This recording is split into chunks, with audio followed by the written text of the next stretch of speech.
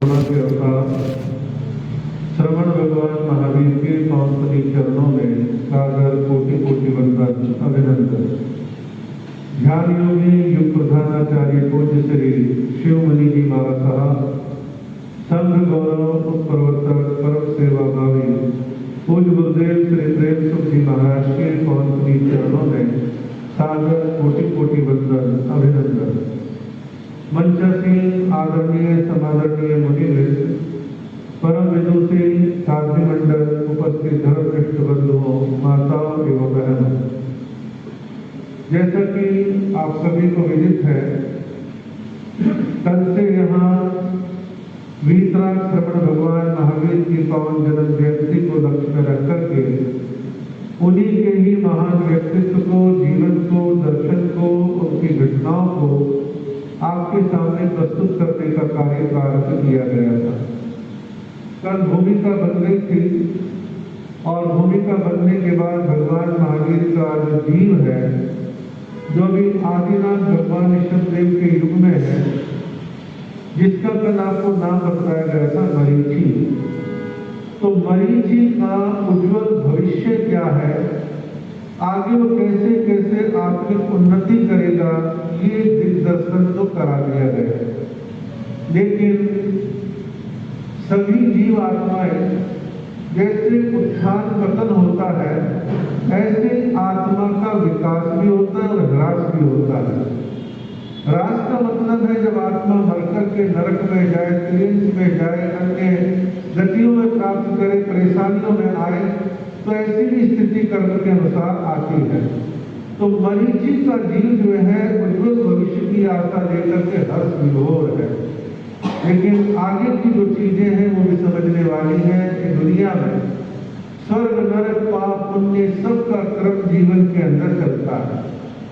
वो मरीचि का जीव नैसार के रूप में गया, जो कि लकड़ी काट के व्यापार करता था, कल आपको बतलाया था।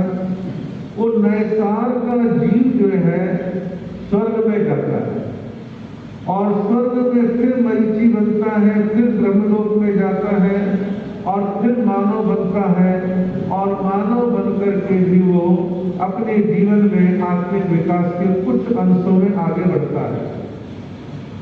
ऐसा इतिहास में वर्णन आता है कि उस युग के अंदर कोल्लाक सन्निवेश नाम का एक स्थान था और वहां पर भगवान महावीर के जीव ने ब्राह्मण कुल में जन्म ग्रहण किया और ब्राह्मण कुल में जन्म लेके उस काल की व्यवस्था के अनुसार, या यूं कहो जो ब्राह्मणों की यहाँ परिपाटी है कि उसने वहां पर वेदों का अध्ययन किया, ज्ञान प्राप्त किया, लेकिन पूर्व संस्कारों के प्रभाव से वह जो है त्रिदंडी के रूप में फिर बनता है, यानी कि त्रिदंडी सन्यासी बनकर के साधना करता है। अब ऐसा क्रम उसके जीवन में चलता है और वो चौथे भाव से लेकर के 15वें भाव तक बीच बीच में स्वर्ग में जाता है, फिर त्रिदंडी बनता है, यानी त्रिदंडी सन्यासी वो कई बार कई जन्मों में भगवान महावीर का जीव कहो, वो आत्मा कहो, कि बार बार त्रिदंडी बनते हैं और त्रिदंडी बनकर के साधना तो करते हैं। ये साधना में बाल तक, अज्ञान तक वो उनका बहुतायत होता है और हमारे जैन परंपरा में बाल तक को जो है निषिद्ध किया गया है कि साधु संत सन्यासी अपने जीवन में ज्ञान पूर्वक साधना करें, बाल तप ना करें, अज्ञान तप की आराधना अपने जीवन के अंदर ना करें। अब वह जीव आगे और अधिक उन्नति की तरफ बढ़ता है, 16वां भाव आता है और 16वें भाव में मरीचि का जो जीव है वो भ्रमण करते करते करते जो है राजग्रही नगरी में आता है। अब राजग्रही नगरी में कैसे आते, इससे कथानक है और कथानक यूं है कि दो भाई थे, एक का नाम था विश्व नंदी और दूसरे का नाम था विशाख भूति। तो विश्व नंदी और विशाख भूति इन दोनों के एक एक पुत्र थे। इनमें जो विश्व नंदी है उसका बेटा था विशाख नंदी और इधर विशाख भूति का बेटा था विश्व भूति। अब ये जो भाइयों के एक एक बेटे हैं। अब दो बेटे जरूर हैं, लेकिन दोनों के व्यक्तित्व में, आचार विचार में अंतर है। उनमें जो विशाल बुद्धि है वो स्वभाव से कमजोर था, शरीर से कमजोर था, चिड़चिड़ा था, हीन भावनाओं से ग्रसित था, तो उसका जीवन ऐसे विचारे का चलता था। लेकिन जो दूसरा भाई था विशाल बुद्धि, उसका बेटा विश्वभूति, वो बड़ा ओजस्वी था, तेजस्वी था, जोशीला था, पराक्रमी था, मेहनती था, यानी उसकी आभा, उसकी चमक अलग ही दिखाई देती थी। अब दोनों भाई में हैं, राजकुल में जन्मे हैं, लेकिन दोनों की प्रकृतियों में, विचारों में थोड़ा थोड़ा अंतर है। अब सभी युवा अपने युवावस्था में अपने अपने तरीके से मनोरंजन करते हैं। उनका दोनों का विवाह भी होता है, मनोरंजन अपने अपने तरीके से करते हैं। तो जमाने की व्यवस्था के अनुसार जो राज परिवारों में था, और आज भी मध्यम वर्गों में अपने अपने तरीके से चीजें चलती हैं, तो एक उनका अपने परिवार का पुष्पकरंटक नाम का एक उद्यान था। अब पुष्पकरंटक उद्यान कह लो, आज की भाषा में अपना पर्सनल फार्म हाउस कह लो। अब सुंदर सा उनका जो पुष्पकरंटक उद्यान है, वहाँ थोड़ी बहुत रहने की आवास की व्यवस्था है। तो वहां पर अक्सर जो है विश्वभूति अपनी पत्नियों के साथ, अपने परिवार के साथ जाता है, और उस लता कुंज के अंदर कहो, फार्म हाउस में कहो, पुष्पकरंटक उद्यान में कहो, वो आराम से रहता है, आराम फरमाता है, और यूं वो बड़ा पराक्रमी ताकतवर है ही है।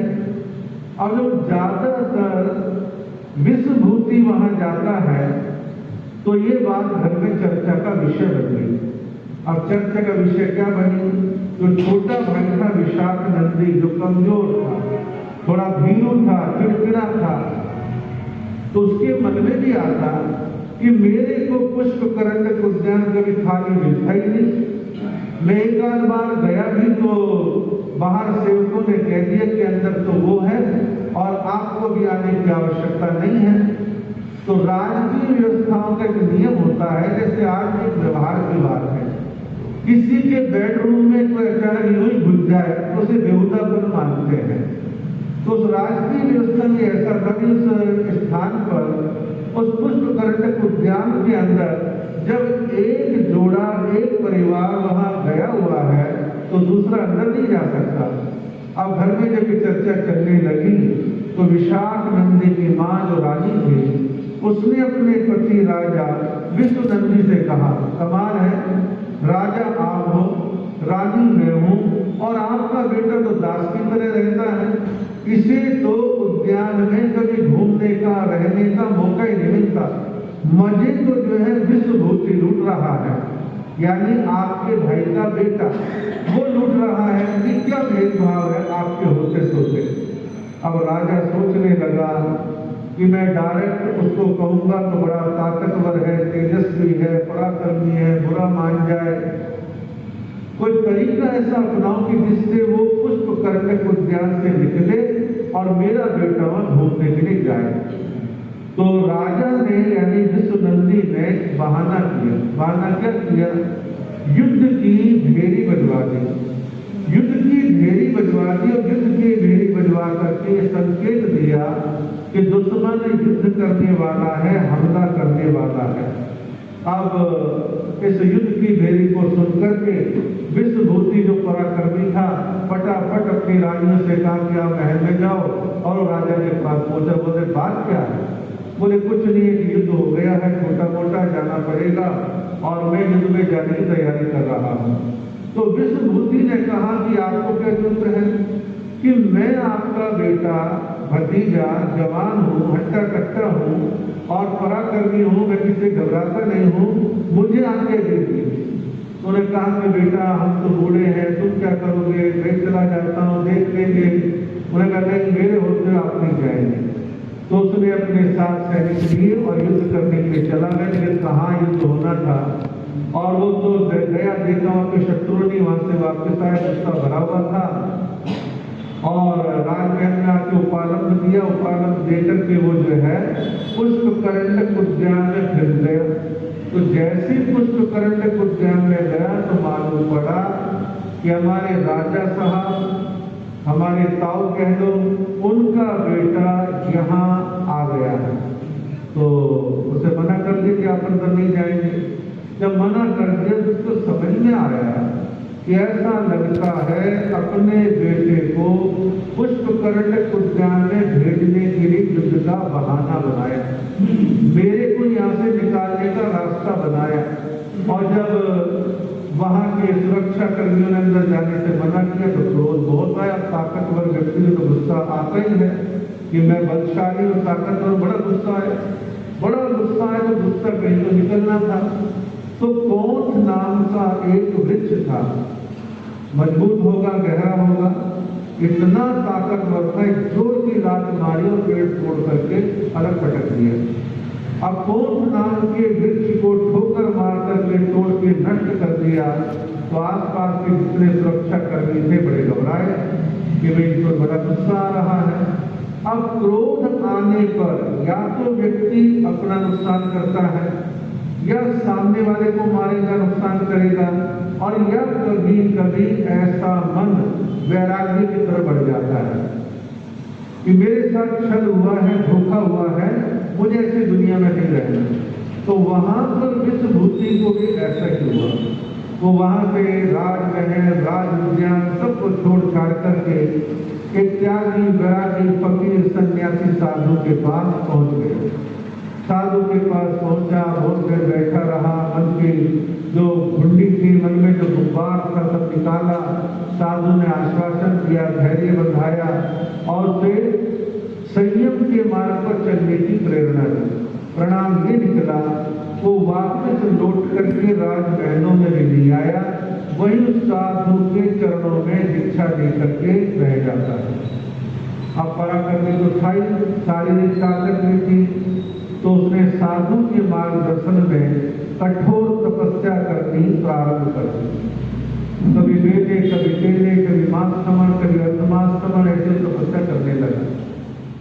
तो एक बार मांस खमन की तपस्या कर रखी थी, तो मांस खमन की तपस्या शरीर सूख करके कमजोर हो गया और वो विश्वभूति मुनि अपने पारने के लिए अपने स्थान से निकलते हैं और मार्ग में आहार की गवेषणा जो है वो कर रहे हैं। तो जब वह अपने पारने की गवेषणा कर रहे हैं तो वहां एक प्रसंग और हुआ कि वह संयोगवशात राज परिवार से होने की वजह से जो उसका विरोधी भाई था, जो कमजोर था, तो वो भी वहां संयोग से आया हुआ था, जिसका नाम था विशाखनंदी। तो उसने देखा कि ये यहाँ क्या कर रहा है, अरे तो साधु बन के घूम रहा है, शरीर तो इसका सूख के कांटा होगा, तो पहचान में भी नहीं आया। इतने में एक घटना और घटी, कहीं दाएं बाएं से गाय तेजी के साथ आई और तपस्वी साधु को हल्का सा टक्कर मार करके निकल गई। अब टक्कर लगते तपस्वी मांस खमन की तपस्या, वो साधु गिर गए और साधु जब जमीन में गिरा तो उस गिरने के प्रसंग को देख के उसके विरोधी भाई ने उसकी खिल्ली उड़ाई, मजाक बनाई। ओहो, पहले बड़ा ताकतवर, बड़ा पराक्रमी बनता था, एक ठोकर में कौन का पेड़ जो है तोड़ के फेंक दिया था और उछाड़ दिया था, और यहाँ एक गाय का झटका सहन नहीं कर पाया, जोर से खिलखिला के हंसते उसके मजाक बनाए। इसकी तपस्वी थी। अब तपस्वी तो था, कमजोर भी हो गया था, लेकिन अंदर का जो पुराना बल था वो तो अभी भी जीवित था। संभल के खड़ा हुआ और आंखों से घूर करके अपने उस विरोधी भाई को देखा और आओ देखा न ताओ, गाय को पकड़ लिया और गाय को पकड़ के गाय के दोनों सींगों को मजबूती से पकड़ के चारों तरफ गाय को घुमाया और घुमाकर इतनी जोर से गाय को दूर फेंका कि जैसे किसी ने फुटबॉल फेंक दी हो, ऐसा उसने काम किया। अब ऐसा कार्य करा तो उसका भाई था, वो डर के वहां से भाग गए कि मेरे ऊपर आफत ना आ जाए, वो वहां से चला गया। अब इस प्रकार वहीं पर खड़े खड़े वो तपस्वी साधु जो विश्वभूति था मानसिक संकल्प करता है। देखो कई बार क्रोध में करी कराई त्याग तपस्या कैसे खो जाती है।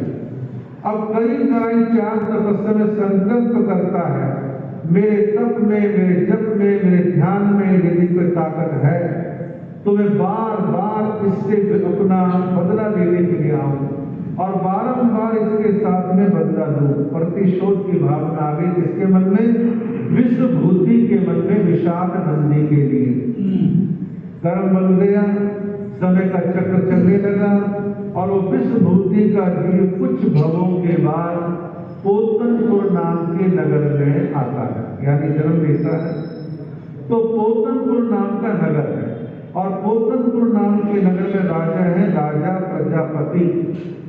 और राजा प्रजापति के दो पुत्र हैं, एक का नाम है त्रिपृष्ठ और दूसरे का नाम है अचल। तो ये दो उनके बेटे इसके राजा प्रजापति के।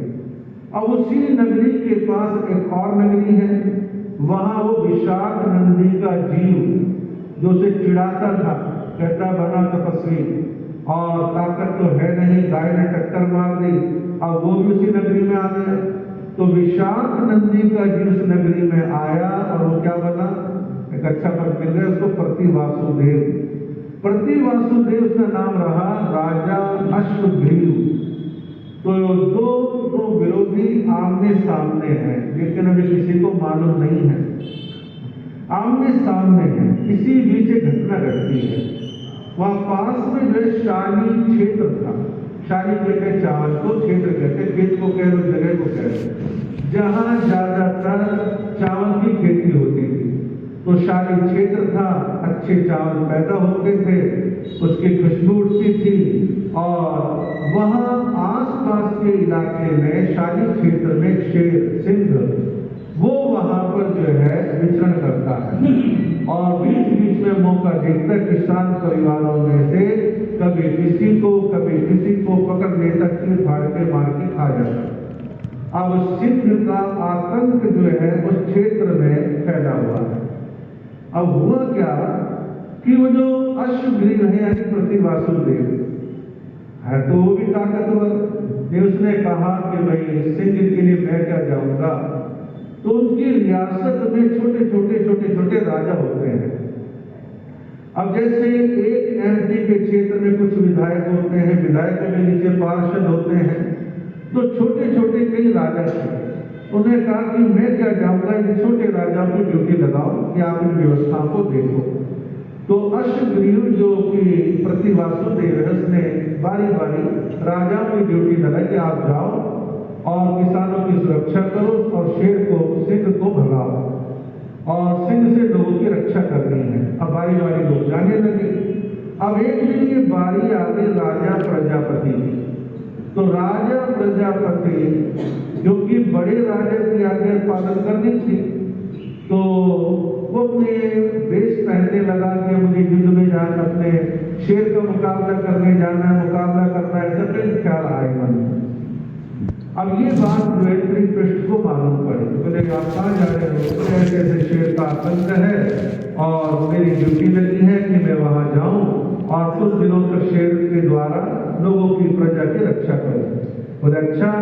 मैं कहा कि आप तो जाते हो, मैं जाऊंगा, हम जवान हैं, हम किस काम आएंगे?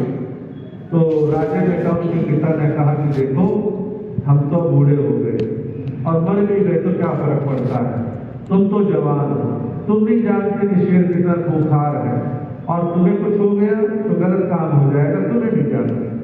श्रीकृष्ण ने कहा ऐसा नहीं हो सकता, हमारे रहते रहते आप कैसे जा सकते, हम गए। तो दोनों भाई श्रीकृष्ण और अचल दोनों तैयार हो गए जाने के लिए और वीरों वाली वेशभूषा पहन ली, कुछ शस्त्र वगैरह ले लिए और राजा ने भैटे मारे। उस सैनिकों के साथ करने सैनिकों के साथ जाओ, अभी तुम छोटे हो और शेर तुम्हारे पर आक्रमण कर देगा, मुश्किल हो जाएगी, ऐसा वैसा। वो लाव लश्कर के साथ गए। जब उस क्षेत्र में पहुंचे शाली क्षेत्र के अंदर, तो शाली क्षेत्र में पहुंचने के बाद उन्होंने क्या काम किया, किसानों से पूछे बात क्या है। उन्होंने कहा कि शेर आता है, कभी किसी को पकड़ लेता है, मार देता है, समाप्त कर देता है, कई लोग मर चुके हैं और सबके मन में भय समाया रहता है। तो त्रिपृष्ठ ने उन्हें कहा ये बताओ कि शेर रहता कहाँ है? बोले वहां गुफा है, गुफा में रहता है। अच्छा। तो वहां सब लोगों के बीच में श्री कृष्ण ने अपने भाई अचल से कहा तुम मेरे साथ आ जाओ और सारे गांव वालों से कहा कि देखो आप निश्चिंत रहो, हमें किसी सेना की, किसी साधन की, हथियार की कोई आवश्यकता नहीं है, हम दोनों भाई ही शेर के लिए बहुत हैं। तो लोग बोले महाराज आप क्या कर रहे हो, आप कोई खरगोश का शिकार करने थोड़ी ना जा रहे हो, आपके सामने तो शेर है, शेर, और आप अकेले कुछ नहीं कर पाओगे। बोले नहीं हम सब करते हैं, आप निश्चिंत रहो। अपने साथ जो सैनिक लेकर के हमको सबको वही छोड़ दिया। अब दोनों भाई आगे बढ़े तो गुफा पर पहुंच करके उन्हें विशेष ध्वनि करी। शेर चिंगारता और दहाड़ता और बाहर आता है और लपक करके उछल करके उनके नजदीक आता है और बड़ी आंखें लाल कर रखी हैं। तो दोनों भाई बिल्कुल तैयार हैं, बल्कि ये कहो कि जो हथियार को एक का दुक्का था वो भी फेंक दिया। अब आओ देखा न था, जैसे शेर आगे बढ़ा उसके पंजे पकड़ लिए, पहले पंजे पकड़े, फिर एक हाथ मुक्त करवा करके उसका ऊपरी जबड़ा पकड़ा, मौका देख करके सेकंडों में दूसरा जबड़ा पकड़ लिया और दोनों जबड़े पकड़ करके इतना ताकत के साथ उसको फाड़ा चीरा, जैसे पुराने कपड़े को कोई फाड़ डालता है ऐसे शेर के दो टुकड़े करके अलग अलग दिशाओं में फेंक दिए। अब छोटे भाई अचल ने भी देखा कि भाई श्री कृष्ण मेरे भाई में कितनी ताकत है, अकेले ने शेर को जो है समाप्त कर दिया, इस आतंक को समाप्त कर दिया, ऐसा मन के अंदर विचार आ गया। अब हुआ क्या, सारे गांव वाले बड़े खुश हुए, निश्चिंत हो गए, चलो शेर का डंडा खत्म हुआ और मन में बड़ी निश्चिंतता का भाव आ गया, दोनों भाइयों की जय जयकारे करे। अब ये बात जो है राजा तक पहुंची, तो राजा जो अश्वग्रीव था उसने कहा कि तुम दोनों भाई मेरे से मिलने के लिए आओ। मन में विचार आया कि दोनों भाइयों की ताकत कितनी कमाल है, अकेलों ने शेर के साथ ऐसे ऐसे कर दिया, उसको समाप्त कर दिया, तो ऐसे वीर लोगों से मिलना भी चाहते हैं, लेकिन दोनों भाई अपने और तेज में थे, बोले हमें नहीं मिलना इस राजा वजह से, हमें जो काम करना था कर दिया, हम किसी गुलाम नहीं है, और जो हमारे पिता के लिए आदेश था उनके बेटों ने कर दिया, और अब हमारे को राजा के पास किसी के पास जाने की आवश्यकता नहीं है, वहां नहीं गए। अब कई बार क्या होता है, किसी ताकतवर व्यक्ति की हम उपेक्षा कर देते, किसी घमंड में, किसी अभिमान में, तो जब उसकी उपेक्षा करी, अब वो भी कम नहीं था, वो भी प्रतिवासुदेव था, ताकतवर था, अपना चक्र लेके कुछ सैनिकों को लेकर दोनों भाइयों को घेरने के लिए आ गए। अब दोनों भाइयों को घेरने के लिए वहां पर आया, तो जैसे आगे बढ़ा तो युद्ध जैसा माहौल बन गया। अब उस प्रतिवासुदेव ने श्री कृष्ण के ऊपर चक्र छोड़ा कि चक्र जाए और जाके इसकी गर्दन को उड़ा दे।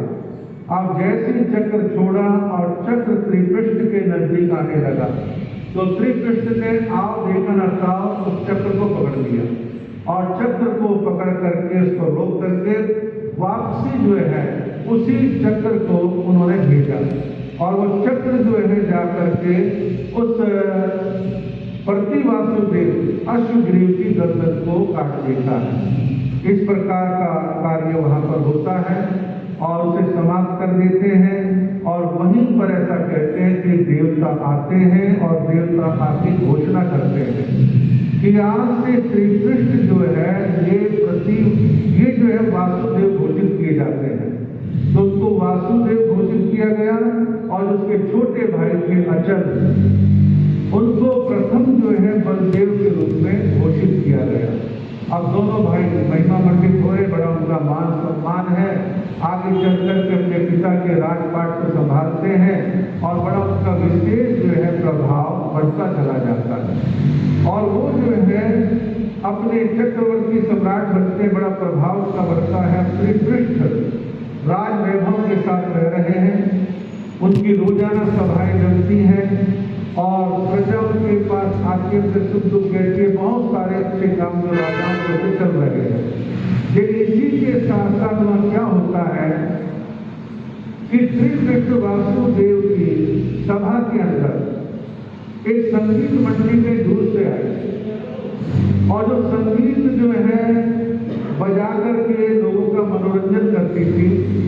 तो श्री कृष्ण वासुदेव की सभा के अंदर उन्होंने अपने संगीत प्रस्तुति की आज्ञा मांगी। तो श्री कृष्ण वासुदेव ने कहा कि हाँ ठीक है, आप संगीत की प्रस्तुति मेरी सभा में कीजिए। अब संगीत का कार्य चलने लगा, राज परिवार के लोग बैठे हैं, अन्य अधिकारीगण बैठे हैं और मधुर मधुर संगीत का जो है आनंद सभी लोग ले रहे हैं। अब ये सब चलता रहा, लेकिन श्री कृष्ण वासुदेव ने कहा था कि जब मेरे को नींद लग जाए तो फिर आप जो है इस संगीत को बंद करवा देना। लेकिन उसको तो नींद लग गई, लेकिन सैया पालक जो वहां की व्यवस्था देखने वाला था, जो प्रबंधक था, उसने देखा और देख करके जो है वो कहता है कि वह संगीत बहुत अच्छा बज रहा है। वो संगीत में इतना खो गया कि उसको संगीत के अंदर टाइम का पता ही नहीं चला कि संगीत बंद करवाना है। सारी रात संगीत बजता रहा और इधर जब श्री कृष्ण वासुदेव की आंख खुलती है तो देखते हैं कि संगीत अभी भी बज रहा है। अब संगीत भी कई प्रकार के होते हैं, एक कान फोड़ू और एक मधुर मधुर संगीत। का मधुर संगीत जो है वो बज रहा है और जब सुबह उठते हैं तो देखा संगीत अभी भी बज रहा है। तो आपने भी देखा होगा, महसूस किया होगा, जिनके पास सत्ता हो, पद प्रतिष्ठा हो, रुपया पैसा हो, उनकी आज्ञा का पालन ना हो तो उन्हें बड़ा क्रोध आता है। तो उनको बड़ा क्रोध आया, श्री कृष्ण वासुदेव को कमाल है, मेरी आज्ञा का पालन नहीं किया गया। तो सैया पालक से कह रहा, जब मैंने कहा था कि मुझे नींद आ जाए तो ये संगीत बंद करवा देना, तो मैं बंद क्यों नहीं करवाया? हाथ जोड़ के बोला कि क्या बताऊं, ये मधुर संगीत मेरे कानों को बड़ा प्रिय लग रहा था, इन्हें बंद करवाने का ख्याल भी नहीं आया। मैं तो सारी रात संगीत का आनंद लेता रहा। अब श्री कृष्ण वासुदेव का क्रोध और बढ़ गया। उन्होंने अपने सेवकों से कहा, गरम गरम खोलता हुआ शीशा वो लेकर के आओ और जिन कानों में संगीत सुनने का इतना रस है, इसके कानों में गरम गरम शीशा उड़े दो। अब गरम गरम शीशा उड़ेने की आज्ञा दे दी गई और आप कल्पना कर सकते हैं, गरम गरम शीशा किसी के कान में उड़ेला जाए उसका जीवित बचेगा, मर जाएगा। लाल सूत्र जो है पिघला हुआ शीशा कान में डाला, तरफ करके वह सैया पालक मर गए। ऐसा कहते हैं कि इतना उत्कृष्ट क्रोध करने की वजह से और क्रूर कर्म की वजह से श्री कृष्ण वासुदेव का सम्यक्त जो है वो नष्ट हो गया। उनका जो सम्यक्त था वो नष्ट हो गया और उनका कराया सारा बेकार हो गया और वो अनेक भवों तक जो है नरक और त्रियंच गति में बार अपना जन्म मरण करते हैं। अब इससे आगे कुछ और घटनाएं हैं जो बड़ी अच्छी हैं, आप सुनेंगे समझ में आएगा। भगवान महावीर का जीव यानी श्री कृष्ण वासुदेव का जो जीव था, जो उसने अपने श्री कृष्ण वासुदेव के भाव में दुनिया भर के भोग विलासों का आनंद लिया, राज का अहंकार पाला, तीव्र विषयों में आसक्त था और क्रूरता उसके जीवन में थी, हिंसा उसके जीवन में थी। इन सब वजह से वो सातवीं नरक तक जाता है, त्रियंच गति में जाता है, अनेक बार जन्म मरण करता रहता है। अब आगे भगवान महावीर का जो है 22वां भाव आता है।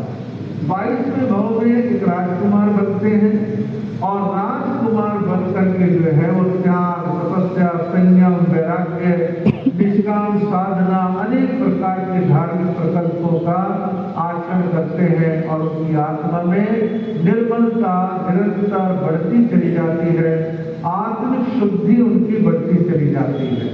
भगवान की आत्मा नीचे गई यानी पतन हुआ, अब फिर उत्थान की तरफ ये आत्मा बढ़ रही है।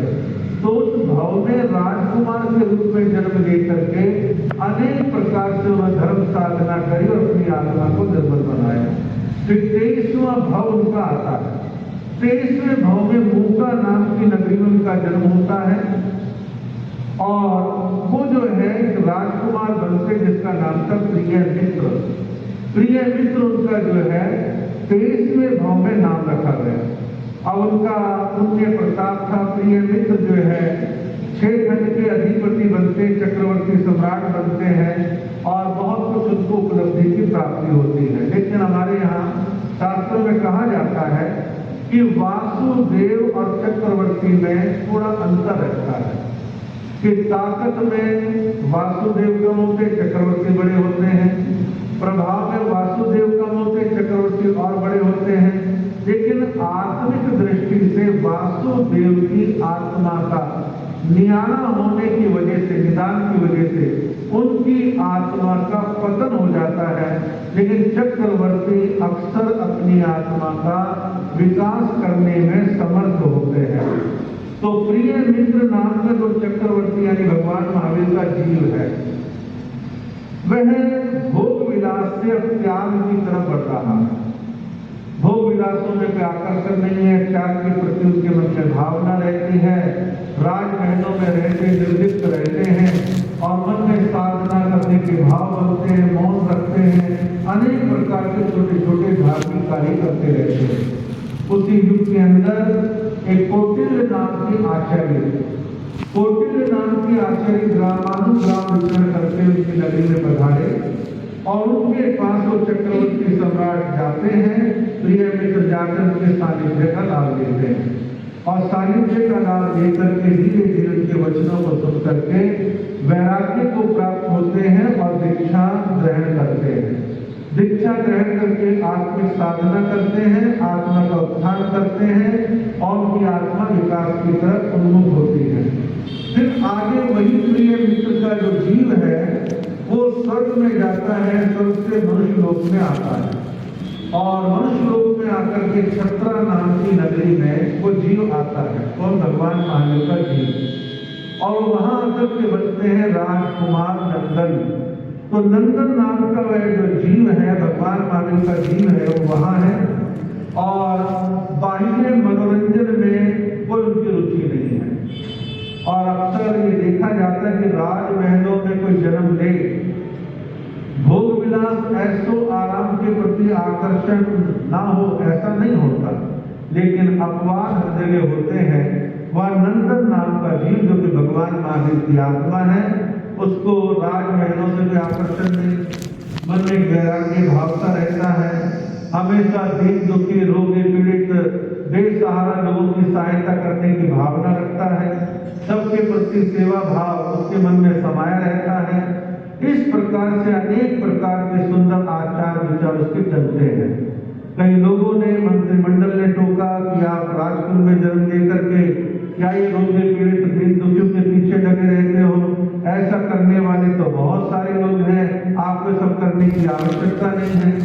लेकिन जिसको जो अच्छा करना होता है उसे तो रोक नहीं पाता। तो नंदन नाम के उस राजकुमार ने वक्त आने पर दीक्षा ग्रहण कर ली और दीक्षा ग्रहण करने के पश्चात जैसा शास्त्रों में वर्णन आता है 1 लाख वर्ष तक उन्होंने तपस्या करी, लगातार नहीं, बीच बीच में पारने करते रहे, वासक भ्रमण की आराधना करते रहे, सेवा करते हैं, तप करते हैं, त्याग करते हैं, गुरु भक्ति करते हैं, क्षमाशील बन जाते हैं, ध्यान करते हैं, अनेक अनेक प्रकार से उन्होंने धर्म की आराधना करी। इतना धर्म ध्यान करा, इतना धर्म ध्यान करा कि भगवान महावीर की वो आत्मा, भगवान महावीर का वो जीव नंदन मुनि के रूप में धर्म आराधना के प्रभाव से तीर्थंकर गोत्र का उपार्जन करता है, तीर्थंकर गोत्र की आराधना करता है और यहाँ से तीर्थंकर बनने की उनकी जो है नींव पड़ जाती है। अब तीर्थंकर बनने के लिए क्या क्या कार्य किए जा सकते हैं, ऐसा वर्णन व्यासा धर्म कथा सूत्र के अंदर आता है। मैं संक्षेप में तीर्थंकर गोत्र उपार्जन की वो जो 20 बोध है उनकी संक्षेप में चर्चा आपके सामने करता हूं। जो आत्मा अरिहंतों की भक्ति करता है, अरिहंतों का गुणगान करता है, अरिहंतों के सानिध्य का लाभ लेता है, तो वो जो है तीर्थंकर हो सकता है, तीर्थंकर बन सकता है। जो सिद्धों की भक्ति करता है वो तीर्थंकर गोत्र का उपार्जन कर सकता है। अब अरिहंत सिद्धों की स्तुति की जहां तक बात है, भक्ति जहां तक बात है, आप नमो अरिहंतानम नमो सिद्धानम कर तो करते ही हैं, बहुत सारे स्तोत्र बने हुए हैं। हम भाव रूप से उन अरिहंत और सिद्धों की यानी कि दोनों पदों की आराधना करें तो तीर्थंकर गोत्र का उपार्जन हो सकता है। तीसरा का प्रवचन भक्ति। प्रवचन भक्ति का मतलब है भीतराग भगवान की जो वाणी है उसके प्रति हमारे भक्ति भाव हो, श्रद्धा भाव हो, उसका स्वाध्याय करें, उस वाणी को बड़ी श्रद्धा के साथ सुने, ये प्रवचन भक्ति है। चौथा का तीर्थंकर गोत्र के लिए आचार्य भक्ति। आचार्य की हम भक्ति करें। अब कई प्रकार के स्तोत्र हैं, कई प्रकार की गाथाएं हैं, हम आचार्य की भक्ति करें और प्रत्यक्ष में हमारे आचार्य हैं तो उनके सानिध्य का लाभ लें। जिस शासन के प्रभाव में आचार्य का सहयोग करें, आचार्य को हारी बीमारी उसकी सेवा करने का लाभ लें, अनेक प्रकार से आचार्य की भक्ति करें। फिर का स्थिर भक्ति, ये पांचवा कारण है, स्थिरों की भक्ति करना। अब स्थिर कौन है? कई बार आप साधु साधियों मुखारबिंद से सुनते हैं कि जिन साधु साधियों की दीक्षा 20 साल या 20 साल से अधिक हो गई, वो दीक्षा स्थिरों की सेवा करें। जिन साधु साधियों की उम्र 60 साल या उससे ऊपर की हो गई है, उनकी सेवा भक्ति करें। जिन्होंने ज्ञान है अंग सूत्रों का विशिष्ट अध्ययन किया है, ऐसे ज्ञान संपन्न जो ज्ञान स्थिर है उनकी सेवा भक्ति करें। तो तीनों प्रकार के स्थिरों की सेवा भक्ति करने से तीर्थंकर गोत्र का उपार्जन होता है। फिर कहा छठा की उपाध्याय की भक्ति करें। उपाध्याय वो है जो ज्ञान की स्वयं आराधना करते हैं, ज्ञान का प्रचार प्रसार करते हैं, ऐसे ज्ञान के देवता। उपाध्यायों के प्रति हमारी श्रद्धा भावना हो और उनके ज्ञान समेत जो जो धर्म प्रभावना जो कार्य करना चाहते हैं उसमें हम सहयोगी बने। फिर कहा विनय की आराधना। हम विनय करें, देव गुरु धर्म के प्रति विनय की भावना रखें, नम करके चले, झुक करके चले। ऐसी विनय की आराधना करने से भी तीर्थंकर गोत्र का उपार्जन होता है। फिर कहा चारित्र की आराधना। चारित्र में संपूर्ण संयम आ जाता है और चारित्र की आराधना अधिकतम करने से हमारे जीवन में तीर्थंकर गोत्र का उपार्जन होता है। फिर कहा ब्रह्मचर्य का पालन। ब्रह्मचर्य का शुद्ध पालन करने से तीर्थंकर गोत्र का उपार्जन होता है। फिर कहा शुभ ध्यान। शुभ ध्यान यानी अच्छा ध्यान। 4 प्रकार के ध्यान है, आत्म ध्यान, बोध ध्यान, धर्म ध्यान, शुक्र ध्यान। पहले के 2 ध्यान अच्छे नहीं है, बाद के 2 ध्यान शुभ है, उत्तम है, अच्छे हैं और आचरण के योग्य हैं। तो हमें धर्म ध्यान और शुक्र ध्यान, ऐसे ध्यान को अधिकतम अपने जीवन में ध्याना चाहिए। विगत तप की आराधना।